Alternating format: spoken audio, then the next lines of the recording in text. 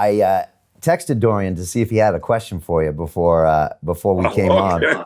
And again, Dorian's an incredible man. He's become a great friend and a mentor as well. We had him on the show back in 2013, like I said, January. We had him back on a couple years later, and he was trying to transforming in front of our eyes, just becoming this kind of a sage and a real spiritual and a real mentor type man to a lot of young people. And he invited me down to Marbella, and we went down with the film crew and we made a documentary about him and how he kind of transitioned, because I think a lot of guys get stuck that I'm a bodybuilder my whole life, and they don't know when to kind of transition to someone else. And Dorian did that really well. So I asked him if he had any questions. He didn't say he had a question, but he wanted to say this. So I'm going to tell you exactly what he said.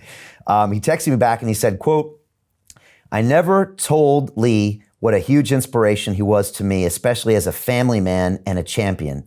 He was a role model, but I didn't tell him when we met as I was so competitive," unquote. What do you say to that? Wow, that's quite a compliment coming from Dorian, but it doesn't surprise me. Dorian has always been, to me, a very humble and beautiful, beautiful person. A little funny too, I was when we were in Atlanta at one of the Mr. Olympias. So of course I retired, and Dorian all geeked up and looking good and everything. He says to me, "Lee, what do you think we have another go at it?"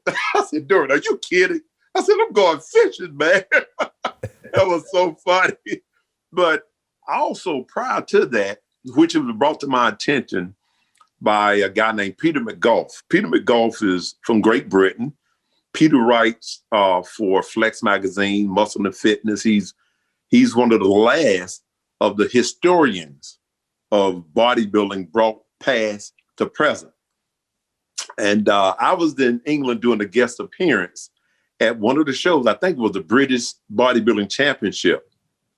And so anyway, I needed some carbohydrates, because we were supposed to eat about every 2 hours or so. And it was this youngster in the audience that was sort of helping backstage. He was helping backstage, and he had some apples and fruit. And so he offered me what he had, and come to find out by Peter that youngster was Dorian, So Wow. It's amazing, the same way with O.J. Simpson meeting Jim Brown, as a kid. And here he is knocking on my door a few years later. So, man, it's an awesome journey, man, to see where Dorian is now, his transition, how he's enjoying life. I mean, I really get a thrill seeing him now into yoga, taking care of his body. Listen, as gladiators, man, we put our bodies through a lot of craziness, and the body don't forget all of that you've left. Your joints still say, "Hey, man, you remember that, right? Every time you wake up in the morning, you remember all of that crazy squatting you did. I'm still here just waiting to get you."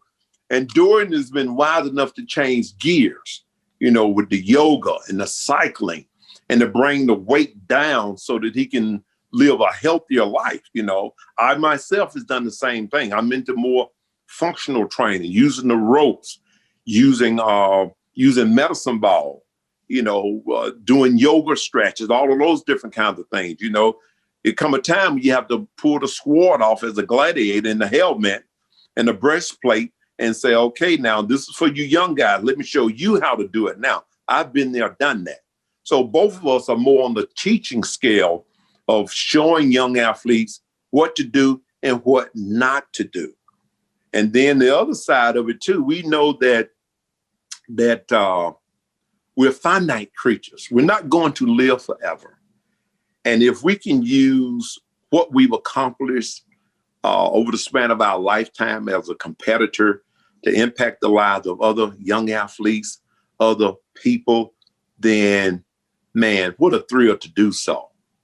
That's what's so cool about the second half of the journey, being able to impact those younger athletes and point them in the direction of being successful at it, but also letting them know too that this doesn't last forever, and you need to do it in such a way that you don't destroy your physical body, because at the end of the day, you still want to be functional. You want to enjoy your grandkids as I am. I have 3 beautiful granddaughters. I'm still able to run with them, not full speed, but we still able to do fun stuff together. And I got my health. And that's what it's all about. Your health is your wealth.